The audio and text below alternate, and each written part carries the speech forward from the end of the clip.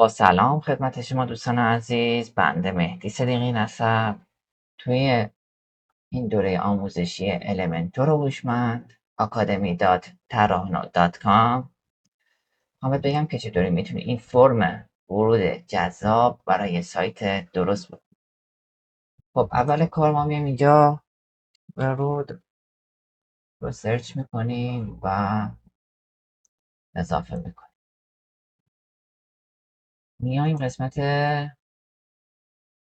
سایت و چک میکنیم.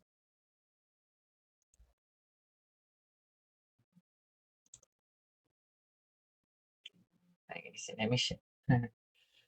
خب ولش کن. اینجا که ما فرم اوکی کرد برامون، این برگه باز میشه برامون و اینجا دیگه ما میدونیم چطوری با این سایت کار کنیم. خب و کد رو کپی میکنیم، چون قسمت قبلی بهتون گفته بودم چطوری هستش، و میایم اینجا انتخاب میکنیم و میایم قسمت پیشرفته CSS سفارشی و اینجا فرم رو کپی میکنیم، میایم طرح بندی و فرم رو وارد سفارشی میذاریمش و یه خورده سایتش رو درست میکنیم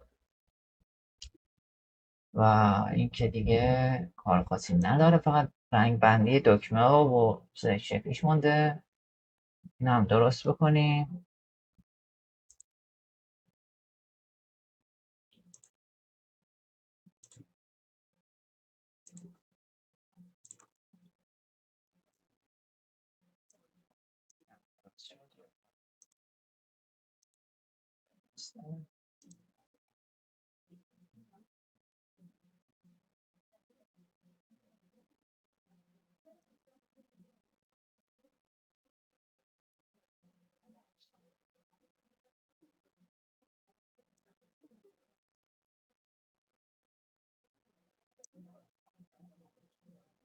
رنگ متن هم یه سفید میذاریمش.